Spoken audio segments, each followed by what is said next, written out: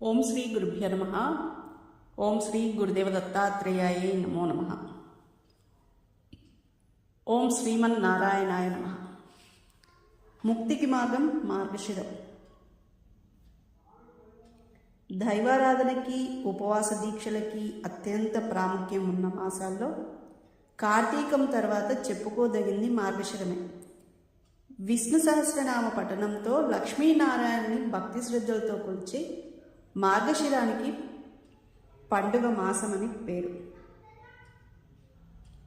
ఏడాదికి 12 మాసాలుంటే వాటిల్లో మార్గశిరాన్ని తానేనంటూ కృష్ణ పరమాత్ముడే స్వయంగా తెలిపాడు. గీతా జయంతిని, ధనుర్మాసాన్ని, వైకుంఠ ఏకాదశిని, మహాలక్ష్మి, దత్తాత్రేయుల ఆరాధనని విశేషంగా జరిపే నెల మార్గశిర మాసం. పౌర్ణమి తర్వాతి నుంచి ధనుర్మాసం అంటారు. ఈ నెల రోజులు చేసే ప్రతి పూజకి కృష్ణుడే స్వయంగా స్వీకరిస్తాడట. అందుకే ఎంతోమంది విష్ణు భక్తులు ఈ సమయంలోనే విష్ణు సహస్రనామ పఠనంతో పాటు ధనుర్మాస వ్రతాన్ని ఆచరించేందుకు సిద్ధమవుతారు. తిరుమలలోని ధనుర్మాసం సమయంలో సాక్షాత్తు భూదేవి అవతారమైన ఆండాళ్ రచించిన తిరుప్పావైని సుప్రభాతానికి బదులుగా స్వామికి వినిపిస్తారు. ఈ నెల రోజులు సహస్రనామార్చనతో తులసీ దళాలకి బదులుగా బిల్వపత్రాలతో స్వామిని పూజిస్తారు.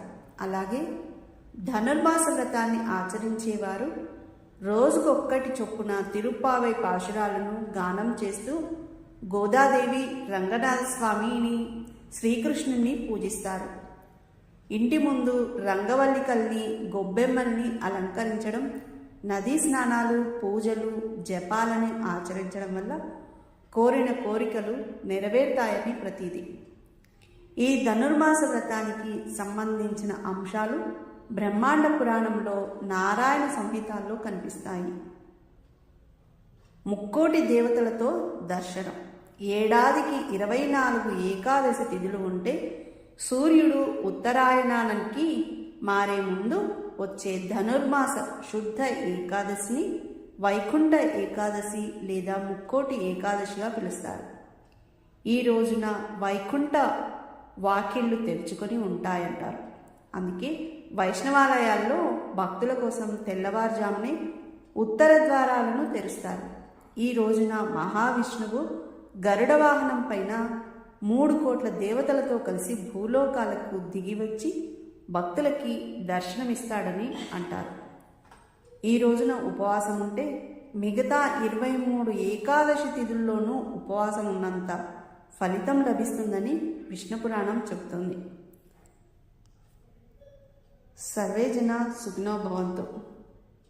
జై గురుదత్త.